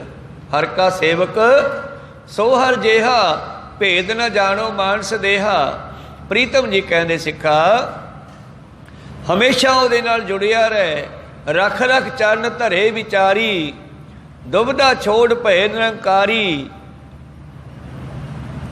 ਪ੍ਰੀਤਮ ਜੀ ਅੱਗੇ ਬਖਸ਼ਿਸ਼ ਕਰਦੇ ਹਨ, ਜਿਹੜੇ ਗੁਰਮੁਖ ਹਨ, ਗੁਰਮੁਖ ਸਦਾ ਸੁਹਾਗਣੀ ਪਿਰ ਰਾਖਿਆ ਔਰ ਧਾਰ। ਮਿੱਠਾ ਬੋਲੇ ਨਿਵ ਚੱਲੇ, ਸੇਜੈ ਰਵੈ ਪਧਾਰ। ਸੋਭਾਵੰਤੀ ਸੁਹਾਗਣੀ, ਜਿਨ ਗੁਰ ਕਾ ਹੇਤ ਅਪਾਰ। ਉਹ ਸੋਭਾਵੰਤੀ ਹੈ, ਭਾਵ ਉਹ ਸਭ ਨੂੰ ਚੰਗੀ ਲੱਗਦੀ ਹੈ। ਕੌਣ? ਇਸਤਰੀ ਕੋਈ ਨਹੀਂ, ਆਪਾਂ ਸਾਰਿਆਂ ਦੀ ਗੱਲ ਹੈ। ਉਹ ਮਨੁੱਖ ਸਭ ਨੂੰ ਚੰਗਾ ਲੱਗਦਾ ਹੈ, ਜਿਹੜਾ ਕਿ ਸਭ ਦੇ ਨਾਲ ਮਿੱਠਾ ਬੋਲਦਾ ਹੈ। ਸਤਿਗੁਰੂ ਪਾਤਸ਼ਾਹ ਜੀ ਬਖਸ਼ਿਸ਼ ਕਰਦੇ ਹਨ, ਸੋਭਾਵੰਤੀ ਸੁਹਾਗਣੀ, ਜਿਨ ਗੁਰ ਕਾ ਹੇਤ ਅਪਾਰ। ਜਿਨ੍ਹਾਂ ਦੇ ਹਿਰਦੇ ਵਿੱਚ ਬੇਅੰਤ ਪ੍ਰੇਮ ਹੈ ਗੁਰੂ ਪ੍ਰਤੀ। ਪੂਰੇ ਭਾਗ ਸਤਿਗੁਰ ਮਿਲੈ, ਜਾਂ ਭਾਗ ਹੈ ਕਾ ਉਦਿਓ ਹੋਏ। ਤੇ ਇਹੋ ਜਿਹਾ ਗੁਰੂ ਸਾਨੂੰ ਵੱਡੇ ਭਾਗਾਂ ਨਾਲ ਮਿਲਿਆ। ਗੁਰੂ ਪਿਆਰਿਓ, ਸੰਸਾਰ ਦੇ ਵਿੱਚ ਗੁਰੂ ਬਣ ਤਾਂ ਬਹੁਤ ਬੈਠੇ ਹੈ, ਪਰ ਗੁਰੂ ਨਾਨਕ ਵਰਗਾ ਜਿਹੜਾ ਉਪਦੇਸ਼ ਦੇਣ ਵਾਲਾ ਗੁਰੂ ਨਹੀਂ ਆਇਆ ਦੁਨੀਆ ਵਿੱਚ, ਕਹੋ ਸਤਨਾਮ ਸ੍ਰੀ। ਗੁਰੂ ਗ੍ਰੰਥ ਸਾਹਿਬ ਜੀ ਵਰਗਾ ਗੁਰੂ ਕਿਤੇ ਨਹੀਂ ਹੈ ਦੁਨੀਆ ਦੇ ਵਿੱਚ। ਸਤਿਗੁਰੂ ਪਾਤਸ਼ਾਹ ਜੀ ਕਹਿੰਦੇ, ਸਿੱਖੋ ਇਹ ਵੱਡੇ ਭਾਗਾਂ ਦੇ ਨਾਲ ਸਾਨੂੰ ਗੁਰੂ ਮਿਲਦਾ, ਸਹੀ ਮਾਰਗ ਦਰਸ਼ਕ, ਸਾਡਾ ਮਾਰਗ ਦਰਸ਼ਨ ਕਰਨ ਵਾਲਾ। ਜਦੋਂ ਕੌਰਵਾਂ ਤੇ ਪਾਂਡਵਾਂ ਦੀ ਲੜਾਈ ਹੋਈ, ਉਸ ਤੋਂ ਪਹਿਲਾਂ ਅਰਜਨ ਅਤੇ ਦੁਰਯੋਧਨ, ਇਹ ਦੋਨੇ ਜਣੇ ਕ੍ਰਿਸ਼ਨ ਜੀ ਕੋਲ ਗਏ। ਕਹਿੰਦੇ ਵੀ ਤੁਸੀਂ ਰਾਜੇ ਹੋ ਤੇ ਤੁਹਾਡੀ ਫੌਜ ਸਾਨੂੰ ਚਾਹੀਦੀ ਹੈ।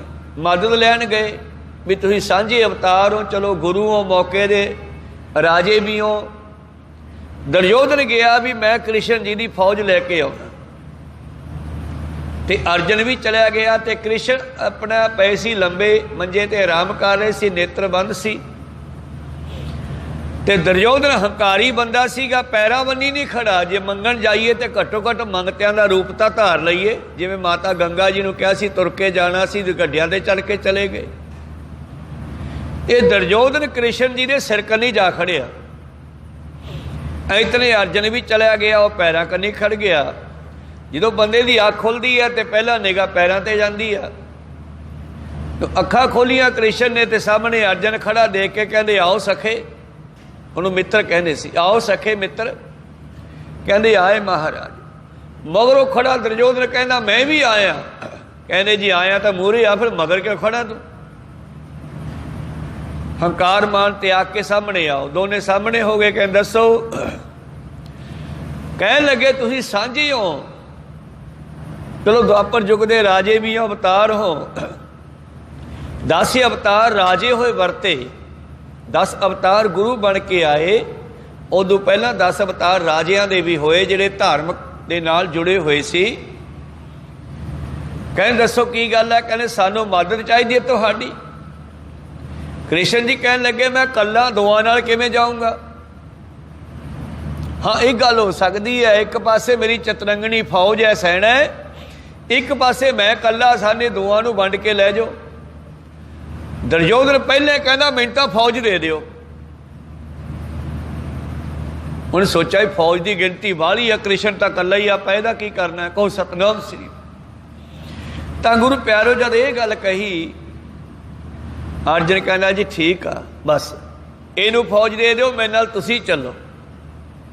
ਚਲੋ ਗੱਲਬਾਤ ਹੋ ਗਈ ਪੱਕੀ। ਕ੍ਰਿਸ਼ਨ ਜੀ ਦੀ ਫੌਜ ਦੁਰਯੋਧਨ ਇਕੱਲੀ ਚਲੀ ਗਈ ਤੇ ਅਰਜਨ ਨੂੰ ਕਹਿੰਦੇ ਜਦੋਂ ਮੈਂ ਤੈਨੂੰ ਪਹਿਲ ਦਿੱਤੀ ਸੀਗੀ ਤੇ ਤੂੰ ਫੌਜ ਕਿਉਂ ਨਹੀਂ ਮੰਗੀ? ਫੌਜ ਉਹ ਲੈ ਗਿਆ ਸਾਰੀ। ਉਹ ਕਹਿਣ ਲੱਗਿਆ ਜੀ ਫੌਜ ਦਾ ਕੀ ਕਰਨਾ ਹੈ, ਮੈਨੂੰ ਤੁਸੀਂ ਇਕੱਲੇ ਹੀ ਵਾਧੂ ਹੋ। ਕਹਿੰਦੇ ਕਿਉਂ? ਕਹੇ ਤੁਸੀਂ ਮਾਰਗ ਦਰਸ਼ਨ ਕਰੋਗੇ ਜੰਗ ਦੇ ਮੈਦਾਨ 'ਚ ਮੇਰਾ, ਤੁਸੀਂ ਮੇਰਾ ਰਥ ਚਲਾਓਗੇ, ਮੈਨੂੰ ਸਹੀ ਟਿਕਾਣੇ ਤੇ ਲੈ ਕੇ ਜਾਓਗੇ, ਮੇਰੀ ਜਿੱਤ ਤੁਸੀਂ ਕਰਵਾ ਸਕਦੇ ਹੋ, ਫੌਜ ਦੇ ਨਾਲ ਜਿੱਤ ਨਹੀਂ ਹੋ ਸਕਦੀ। ਜੇ ਸਾਡਾ ਮਾਰਗਦਰਸ਼ਕ ਹੀ ਚੰਗਾ ਨਹੀਂ ਹੈਗਾ ਤੇ ਸਾਨੂੰ ਗਲਤ ਫਸਾ ਸਕਦਾ, ਇਸ ਕਰਕੇ ਮੈਨੂੰ ਤੁਸੀਂ ਚਾਹੀਦੇ ਹੋ। ਭਾਵ ਗੁਰੂ ਗ੍ਰੰਥ ਸਾਹਿਬ ਜੀ ਬਾਣੀ ਦੇ ਵਰਗਾ ਮਾਰਗਦਰਸ਼ਕ ਤੁਹਾਡਾ ਕੋਈ ਨਹੀਂ ਹੈ ਦੁਨੀਆ ਦੇ ਵਿੱਚ। ਗੁਰੂ ਨਾਨਕ ਗੁਰੂ ਗੋਬਿੰਦ ਸਿੰਘ ਜੀ ਨੇ 10 ਗੁਰੂਆਂ ਨੇ ਗੁਰੂ ਗ੍ਰੰਥ ਸਾਹਿਬ ਜੀ ਦੀ ਰਚਨਾ ਕਰਕੇ ਗੁਰੂ ਗ੍ਰੰਥ ਸਾਹਿਬ ਜੀ ਨੂੰ ਗੁਰਤਾ ਗੱਦੀ ਦੇ ਕਰਕੇ ਸਾਨੂੰ ਸਦਾ ਸਦਾ ਲਈ ਐਸਾ ਮਾਰਗਦਰਸ਼ਨ ਕਰਨ ਵਾਲਾ ਗੁਰੂ ਦੇ ਦਿੱਤਾ। ਇਹ ਸਾਡੇ ਵੱਡੇ ਭਾਗ ਹੈ। ਪ੍ਰੀਤਮ ਜੀ ਕਹਿੰਦੇ ਪੂਰੇ ਭਾਗ ਸਤਿਗੁਰ ਮਿਲੈ ਜਾਂ ਭਾਗੈ ਕਾ ਉਦਿਓ ਹੋਏ। ਤੇ ਐਸਾ ਗੁਰੂ ਕਦੋਂ ਮਿਲਦਾ ਹੈ? ਜਦੋਂ ਸਾਡੇ ਭਾਗ ਜਾਗਦੇ ਆ। ਪੂਰਬ ਕਰਮ ਅੰਕਰ ਜਾਂ ਪ੍ਰਗਟੇ ਭੇਟਿਓ ਪੁਰਖ ਰਸਕ ਬੈਰਾਗੀ। ਜਦੋਂ ਪੂਰਬਲੇ ਚੰਗੇ ਭਾਗ ਜਾਗਦੇ ਆ ਨਾ, ਜਾਂ ਕੋਈ ਕੀਤਾ ਹੋਇਆ ਚੰਗਾ ਕਰਮ ਸਾਹਮਣੇ ਆ ਜਾਂਦਾ ਹੈ, ਫੇਰ ਸਾਨੂੰ ਐਸੇ ਗੁਰੂਆਂ ਦੀ ਮਿਲਾਪ ਹੁੰਦਾ ਹੈ, ਦਰਸ਼ਨ ਹੁੰਦੇ ਨੇ। ਪ੍ਰੀਤਮ ਜੀ ਕਹਿੰਦੇ ਪੂਰੇ ਭਾਗ ਸਤਿਗੁਰ ਮਿਲੇ ਜਾਂ ਭਾਗੈ ਕਾ ਉਦਿਓ ਹੋਏ। ਜਦੋਂ ਵੱਡੇ ਭਾਗ ਹੁੰਦੇ ਆ ਸਾਡੇ, ਤੇ ਫਿਰ ਹੋਰ ਕੀ ਹੁੰਦਾ ਹੈ? ਅੰਤਰੋਂ ਦੁੱਖ ਭ੍ਰਮ ਘਟੀਐ ਸੁਖ ਪ੍ਰਾਪਤ ਹੋਏ। ਫਿਰ ਸਾਡਾ ਜੀਵਨ ਕਨਵਰਟ ਹੋ ਜਾਂਦਾ ਹੈ, ਦੁੱਖਾਂ ਦਾ ਖਾਤਮਾ ਹੋ ਜਾਂਦਾ, ਸੁੱਖਾਂ ਦੀ ਪ੍ਰਾਪਤੀ ਹੋ ਜਾਂਦੀ ਹੈ। ਉੱਠ ਵੰਜੋ ਕਿਲ ਵੇਖੋ ਕਰਤਾ ਘਰੇ ਆਇਆ। ਕਿਲ ਵਿਖ ਹੁੰਦੀ ਹੈ ਪਾਪ ਮਾੜੇ ਕਰਮ। ਮਾੜੇ ਕਰਮ ਦੁੱਖ ਦਿੰਦੇ ਆ, ਚੰਗੇ ਕਰਮ ਸੁੱਖ ਦਿੰਦੇ ਆ। ਜੋ ਚੰਗੇ ਕਰਮ ਆਉਂਦੇ ਆ ਤੇ ਐਸੇ ਪਰਮੇਸ਼ਰ ਦੇ ਪਿਆਰਿਆਂ ਦਾ ਮਿਲਾਪ ਹੁੰਦਾ, ਗੁਰੂ ਦਾ ਮਿਲਾਪ ਹੁੰਦਾ ਹੈ। ਮਾੜੇ ਕਰਮਾਂ ਨੂੰ ਭੱਜਣਾ ਪੈਂਦਾ ਹੈ, ਦੁੱਖਾਂ ਦਾ ਖਾਤਮਾ ਤੇ ਸੁੱਖਾਂ ਦੀ ਪ੍ਰਾਪਤੀ ਹੋ ਜਾਂਦੀ ਹੈ। ਪ੍ਰੀਤਮ ਜੀ ਕਹਿੰਦੇ ਅੰਤਰੋਂ ਦੁੱਖ ਭਰਮ ਕੱਟੀਐ ਸੁਖ ਪ੍ਰਾਪਤ ਹੋਏ। ਗੁਰ ਕੈ ਭਾਣੈ ਜੋ ਚੱਲੈ ਦੁੱਖ ਨ ਪਾਵੈ ਕੋਏ। ਫਿਰ ਜਦੋਂ ਗੁਰੂ ਮਿਲ ਜਾਵੇ, ਫਿਰ ਗੁਰੂ ਦੀ ਮਰਜ਼ੀ ਅਨੁਸਾਰ ਚੱਲੇ। ਜਿਹੜਾ ਗੁਰੂ ਦੀ ਮਰਜ਼ੀ ਅਨੁਸਾਰ ਚੱਲਦਾ ਉਹ ਕਦੇ ਦੁਖੀ ਨਹੀਂ ਹੁੰਦਾ। ਗੁਰ ਕੇ ਭਾਣੇ ਵਿੱਚ ਅੰਮ੍ਰਿਤ ਹੈ ਸਹਿਜੇ ਪਾਵੈ ਕੋਏ। ਅੰਮ੍ਰਿਤ, ਅੰਮ੍ਰਿਤ ਦੇ ਬਹੁਤ ਅਰਥ ਬਣਨਗੇ। ਮਿੱਠਾ ਬੋਲਣਾ ਇਹ ਵੀ ਅੰਮ੍ਰਿਤ ਹੈ। ਕਿਸੇ ਆਏ ਨੂੰ ਪਿਆਰ ਨਾਲ ਦੇਖਣਾ ਇਹ ਵੀ ਅੰਮ੍ਰਿਤ ਹੈ। ਇੱਕ ਅੰਮ੍ਰਿਤ ਸਾਨੂੰ 10ਵੇਂ ਪਾਤਸ਼ਾਹ ਜੀ ਨੇ ਤਿਆਰ ਕਰਕੇ ਦਿੱਤਾ। ਉਹ ਅੰਮ੍ਰਿਤ ਜਿਹੜਾ ਸਾਨੂੰ ਮ੍ਰਿਤੂ ਤੋਂ ਬਾਹਰ ਕੱਢਣ ਵਾਲਾ, ਅੰਮ੍ਰਿਤੂ ਭਾਵ ਮ੍ਰਿਤੂ ਤੋਂ ਬਚਾਉਣ ਵਾਲਾ, ਜੰਮਣ ਮਨ ਚੋਂ ਕੱਢਣ ਵਾਲਾ, ਇੱਕ ਉਹ ਅੰਮ੍ਰਿਤ ਜਿਹੜਾ ਸਾਨੂੰ 5 ਪਿਆਰਿਆਂ ਤੋਂ ਮਿਲਦਾ। ਹੁਣ ਕਹੋ ਸਤਨਾਮ ਸ੍ਰੀ।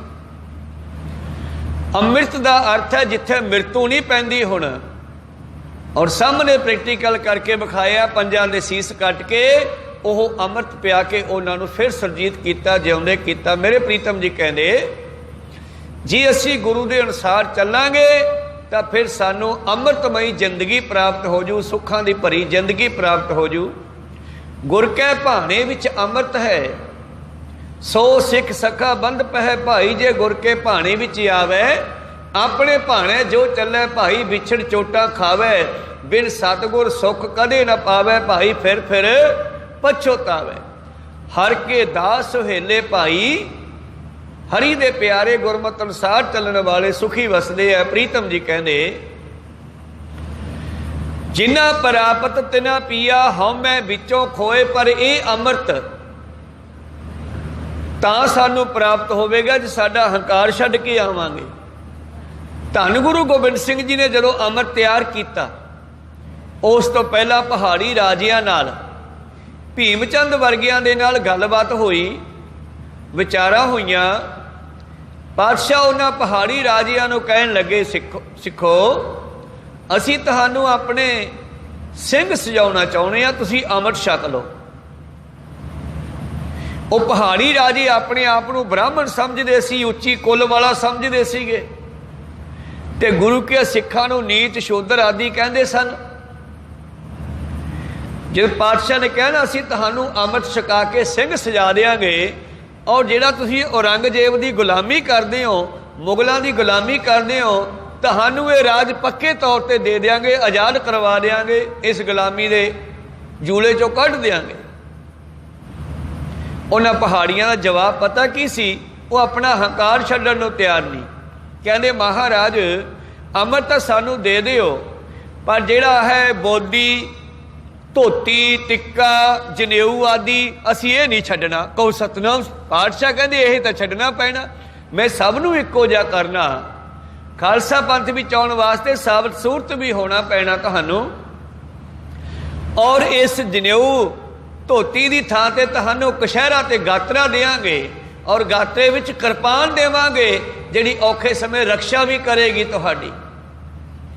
ਉਹ ਪਹਾੜੀਏ ਕਹਿੰਦੇ ਨਾ ਜੀ, ਇੱਕ ਸਾਨੂੰ ਕੱਲਿਆਂ ਨੂੰ ਛਕਾਓ, ਇਹਨਾਂ ਨੀਚਾਂ ਦੇ ਵਿੱਚ ਖੜ ਕੇ ਅਸੀਂ ਅੰਮ੍ਰਿਤ ਨਹੀਂ ਛਕਣਾਗਾ। ਇਹ ਤਾਂ ਗਰੀਬ ਹੈ, ਇਹ ਸ਼ੂਦਰ ਹੈ। ਬਾਬਾ ਜੀ ਕਹਿੰਦੇ ਬਿਲਕੁਲ ਨਹੀਂ ਮਿਲਦਾ, ਜਾਓ ਘਰੇ ਆਪਦੇ, ਸਾਨੂੰ ਲੋੜ ਨਹੀਂ। ਮੈਂ ਇਹਨਾਂ ਗਰੀਬਾਂ ਨੂੰ ਦੇਊਂ ਰਾਜ, ਤੇ ਇਹ ਤੁਹਾਡੇ ਕੋਲੋਂ ਰਾਜ ਖੋਣਗੇ, ਫਿਰ ਤੁਸੀਂ ਇਹਨਾਂ ਦੀ ਗੁਲਾਮੀ ਕਰੋਗੇ। ਅੱਜ ਉਹਨਾਂ ਪਹਾੜੀਆਂ ਦੇ ਕੋਲੇ ਜੇ ਕੁਝ ਆਮਦਨ ਹੈ ਤਾਂ ਗੁਰੂ ਕੇ ਸਿੱਖਾਂ ਕਰਕੇ ਹੈ। ਕੋ ਸਤਨਾਮ ਸ੍ਰੀ। इन गरीबन को देऊं पातशाही, याद रखे हमरी गुरियाई। मैं तुहानू पहल दिती सी भी चलो अमृत छक लो, साडे नाल रलो, सिंह सजो। पर पहाड़ी ये कहते ना जी, आ साडा धर्म हिंदू धर्म असीं नहीं छड्डना। मूर्ति पूजा भी करांगे, धोती भी बन्नांगे, टिक्का भी लावांगे, जनेऊ भी पावांगे। पातशाह कहते फिर नहीं गल बनदी, दो बेड़ियां ते चढ़ के पार नहीं होया जाना। मेरे प्रीतम जी कहते गुर के भाणे विच ही अमृत है। गुरु की गल मन के ही अमर की प्राप्ति होनी आ, सहज अवस्था प्राप्त होनी आ। सहजे पावै कोय जिन्ना प्राप्त तिन पिया। ये किन्ना नू मिलिया? हौमै विचों खोए जेड़े हंकार छड्ड के आ गए। को सतनाम श्री। अबल तरानी औरंगजेब दा जसूस सतगुरां दी जसूसी करदा, रोज पांडे दे भेस विच रहिंदा है, ते जिदे अमृत छकाया ओदे भी विच बैठा है ओह। को सतनाम श्री। और अबल तरानी ने अज की जसूसी भी की है और चिट्ठी लिखी है, और सारा कुछ।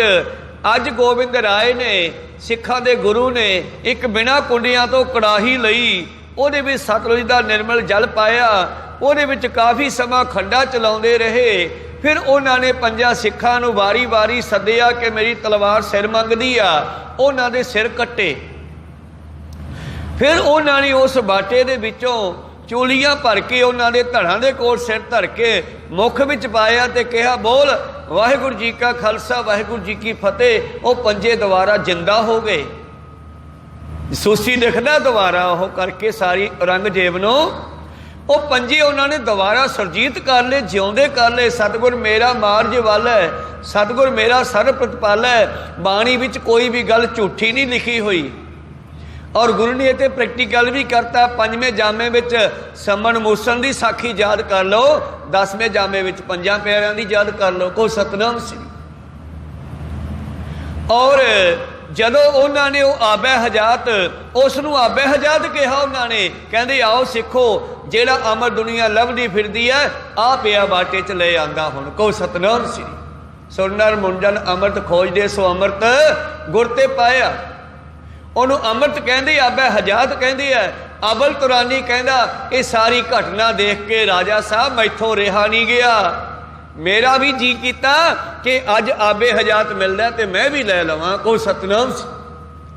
ਉਹ ਅਬਲ ਤੁਰਾਨੀ ਮੁਸਲਮਾਨ ਹੈ, ਲੇਕਿਨ ਆਪਣੀ ਜਾਤ ਦਾ ਮਾਣ ਹੰਕਾਰ ਛੱਡ ਕੇ, ਜਸੂਸੀ ਦਾ ਹੰਕਾਰ ਛੱਡ ਕੇ ਇਹ ਸਤਿਗੁਰਾਂ ਦੇ ਚਰਨਾਂ ਕੋਲੇ ਜਾ ਖੜਾ, ਕਹਿੰਦਾ ਜੀ ਮੈਨੂੰ ਵੀ ਦੇ ਦਿਓ। ਕਹੋ ਸਤਨਾਮ ਸੀ। 10ਵੇਂ ਪਾਤਸ਼ਾਹ ਨੂੰ ਕਹਿੰਦਾ ਮੈਨੂੰ ਵੀ ਦੇ ਦਿਓ ਜੀ, ਮੈਨੂੰ ਮਿਲ ਜੂਗਾ। ਕਹਿੰਦੇ ਲੈ ਅਸੀਂ ਸਾਰਿਆਂ ਵਾਸਤੇ ਬਣਾਇਆ, ਜੋ ਸ਼ਰਨ ਆਵੇ ਤਿਸ ਕੰਠ ਲਗਾਵੇ। ਇਹ ਬਿਰਧ ਸੁਆਮੀ ਸੰਦਾ ਜਿਹੜਾ ਮਰਜੀ ਆਵੇ। ਕਹਿੰਦੇ ਮਹਾਰਾਜ ਮੇਰੇ ਤੇ ਵੀ ਕਿਰਪਾ ਕਰੋ। ਵੈਸੇ ਪਾਤਸ਼ਾਹ ਨੂੰ ਪਤਾ ਸੀਗਾ ਵੀ ਜਸੂਸ ਹੈ ਤੇ ਹੱਸ ਵੀ ਪੈਂਦੇ ਸੀਗੇ ਇਹਦੇ ਵੱਲ ਦੇਖ ਕੇ, ਪਰ ਇਹ ਬ੍ਰਾਹਮਣਾਂ ਵਾਲਾ ਭੇਸ ਧਾਰ ਕੇ ਜਸੂਸੀ ਕਰਦਾ ਸੀਗਾ। ਕਹਿੰਦੇ ਕੀ ਨਾਮ ਹੈ ਤੇਰਾ? ਕਹਿੰਦੇ ਜੀ ਨਾਮ ਤਾਂ ਮੇਰਾ ਅਬੁਲ ਤੁਰਾਨੀ ਆ, ਮੈਂ ਮੁਸਲਮਾਨ ਹਾਂ, ਮੈਂ ਔਰੰਗਜ਼ੇਬ ਦਾ ਜਸੂਸ ਹਾਂ, ਪਰ ਅੱਜ ਤੋਂ ਬਾਅਦ ਨਹੀਂ, ਮੈਨੂੰ ਅਮਰ ਦੇ ਦਿਓ। ਕਹਿੰਦੇ ਆ ਜਾ ਫਿਰ, ਅੱਜ ਤੋਂ ਬਾਅਦ ਤੂੰ ਅਜਮੇਰ ਸਿੰਘ ਹੋਵੇਂਗਾ। ਕਹੋ ਸਤਨਾਮ ਸ੍ਰੀ। ਅਬੁਲ ਤੁਰਾਨੀ ਲਿਖਦੇ ਆਪਣੀ ਜਸੂਸੀ ਦੀ ਆਖਰੀ ਚਿੱਠੀ ਵਿੱਚ, ਕਹਿੰਦਾ ਮੇਰੀ ਆਖਰੀ ਚਿੱਠੀ ਹੈ, ਅੱਜ ਤੋਂ ਬਾਅਦ ਮੈਂ ਤੇਰਾ ਜਸੂਸ ਨਹੀਂ ਰਿਹਾ, ਮੈਂ ਗੁਰੂ ਗੋਬਿੰਦ ਸਿੰਘ ਦਾ ਸਿੰਘ ਸੱਜ ਗਿਆ, ਮੈਂ ਕੋਈ ਅਬੁਲ ਤੁਰਾਨੀ ਨਹੀਂ, ਮੈਂ ਗੁਰੂ ਗੋਬਿੰਦ ਸਿੰਘ ਜੀ ਦਾ ਸਿੰਘ, ਅਜਮੇਰ ਸਿੰਘ, ਆਨੰਦਪੁਰ ਸਾਹਿਬ ਦਾ ਵਾਸੀ, ਕੇਸਗੜ੍ਹ ਦਾ ਜੰਮਿਆ ਹੋਇਆ ਹਾਂ। ਕੋ ਸਤਨਾਮ। ਉਹਦਾ ਵੀ ਨਾਮ ਬਦਲਦਾ। ਇਸ ਕਰਕੇ ਅੰਮ੍ਰਿਤ ਕੋਈ ਛੋਟੀ ਜੀ ਵਸਤੂ ਨਹੀਂ, ਵੱਡੇ ਭਾਗਾਂ ਨਾਲ ਮਿਲਦੀ ਆ, ਪ੍ਰਾਪਤ ਕਰਨੀ ਚਾਹੀਦੀ ਹੈ। ਜੇ ਤੁਹਾਡੇ ਭਾਗਾਂ 'ਚ ਹੈ ਤੇ ਜਿੱਥੇ ਬਾਟਾ ਤਿਆਰ ਹੋਵੇ ਪਹੁੰਚਣਾ ਚਾਹੀਦਾ, ਦੋਨੇ ਬੁੱਕ ਕਰਕੇ ਮੰਗਣਾ ਚਾਹੀਦਾ, ਪੰਜਾਂ ਤੋਂ ਗੁਰੂ ਦੇ ਨਾਲ ਜੁੜ ਜਾਣਾ ਚਾਹੀਦਾ। ਮੇਰੇ ਪ੍ਰੀਤਮ ਜੀ ਕਹਿੰਦੇ ਜਿਨ੍ਹਾਂ ਪ੍ਰਾਪਤ ਤਿਨ ਪੀਆ ਹਉ ਮੈਂ ਵਿੱਚੋਂ ਖੋਏ, ਇਹ ਅੰਮ੍ਰਿਤ ਮਿਲਦਾ ਉਹਨਾਂ ਨੂੰ ਹੈ ਜਿਹੜਾ ਹੰਕਾਰ ਛੱਡ ਕੇ ਆਵੇ। ਨਾਨਕ ਗੁਰਮੁਖ ਨਾਮ ਧਿਆਈ ਐ ਸੱਚ ਮਿਲਾਵਾ ਹੋਏ। ਇਹ ਅੰਮ੍ਰਿਤ ਬਾਹਰੋਂ ਪੰਜਾਂ ਤੋਂ ਲੈਣਾ ਹੈ, ਫਿਰ ਸਿਮਰਨ ਕਰ ਕਰਕੇ ਉਹੀ ਪੰਜੇ ਬਾਣੀਆਂ ਪੜ੍ਹ ਪੜ੍ਹ ਕੇ ਮੂਲ ਮੰਤਰ ਗੁਰਮੰਤਰ ਦਾ ਸਿਮਰਨ ਕਰ ਕਰਕੇ ਰੋਜ਼ ਆਪਦੇ ਅੰਦਰੋਂ ਕੱਢ ਕੱਢ ਪੀਣਾ। ਕਹੋ ਸਤਨਾਮ ਸ੍ਰੀ। ਆਪਦੇ ਅੰਦਰੋਂ ਕੱਢ ਕੇ ਪੀਣਾ। ਇਸ ਕਰਕੇ ਇਹ ਅੰਮ੍ਰਿਤ ਜਿਹੜਾ ਹੈ ਵੱਡੇ ਭਾਗਾਂ ਨਾਲ ਮਿਲਦਾ ਹੈ। ਆਓ ਉਸ ਨਾਮ ਨਾਲ ਜੁੜੀਏ। ਨਾਨਕ ਗੁਰਮੁਖ ਨਾਮ ਧਿਆਈਏ, ਗੁਰੂ ਵਾਲੇ ਬਣੀਏ, ਗੁਰਮੁਖ ਬਣੀਏ, ਸੱਚ ਮਿਲਾਵਾ ਹੋਏ, ਪਰਮੇਸ਼ਰ ਨਾਲ ਮਿਲਾਪ ਹੋ ਜਾਵੇਗਾ। ਪਰ ਸੰਸਾਰ ਦਾ ਹਾਲ ਪਹਿਲਾਂ ਸ਼ੁਰੂਆਤ ਕਰਦੇ ਸੀਗੇ, ਮਨਮੁਖ ਕਰਮ ਕਮਾਵਣੇ, ਜਿਉ ਦੁਹਾਗਣ ਤਨ ਸ਼ਿੰਗਾਰ, ਸੇਜੈ ਕੰਤ ਨ ਆਵੀ। ਨਿਤ ਨਿਤ ਹੋਏ ਖੁਆਰ। ਦੁਨੀਆ ਦੇ ਦੁਖੀ ਹੋਣ ਦਾ ਕਾਰਨ ਹੀ ਇਹੀ ਹੈ ਕਿ ਮਨ ਮਤ ਨਹੀਂ ਛੱਡਦੇ, ਕਰਮ ਕਾਂਡ ਨਹੀਂ ਛੱਡਦੇ, ਵਿਸ਼ੇ ਵਿਕਾਰਾਂ ਚੋਂ ਨਹੀਂ ਨਿਕਲਦੇ। ਬਸ ਇਹੋ ਹੀ ਦੁੱਖਾਂ ਦਾ ਕਾਰਨ ਹੈ। ਤੇ ਸੁੱਖਾਂ ਦਾ ਜਿਹੜਾ ਘਰ ਹੈ ਉਹ ਪਰਮੇਸ਼ਰ ਦਾ ਨਾਮ ਹੈ। ਜਪਿਆ ਕਰੀਏ ਔਰ ਗੁਰੂ ਵਾਲੇ ਬਣ ਕੇ ਰਹਿੰਦਾ ਜੀਵਨ ਸਫਲਾ ਕਰੀਏ। ਬਹੁਤ ਬਹੁਤ ਧੰਨਵਾਦ ਜਿਨ੍ਹਾਂ ਨੇ ਹਾਜ਼ਰੀਆਂ ਲਵਾਈਆਂ। ਵਿਚਾਰਾਂ ਨੂੰ ਇੱਥੇ ਹੀ ਰੋਕਦੇ ਹਾਂ, ਬੋਲਦਿਆਂ ਨੇਕਾਂ ਅੱਖਰ ਬਾਅਦ ਘਾਟ ਹੋ ਜਾਂਦੇ। ਸਿੱਖ ਸੰਗਤਾਂ ਤੇ ਸਤਿਗੁਰੂ ਬਖਸ਼ਣਯੋਗ ਹੈ, ਬਖਸ਼ ਲੈਣਾ ਜੀ। ਸਮਾਪਤੀ ਕਰੀਏ। ਬੁਲਾਓ ਫਤਿਹ ਪਾਓ ਫਤਿਹ। ਵਾਹਿਗੁਰੂ ਜੀ ਕਾ ਖਾਲਸਾ, ਵਾਹਿਗੁਰੂ ਜੀ ਕੀ ਫਤਿਹ।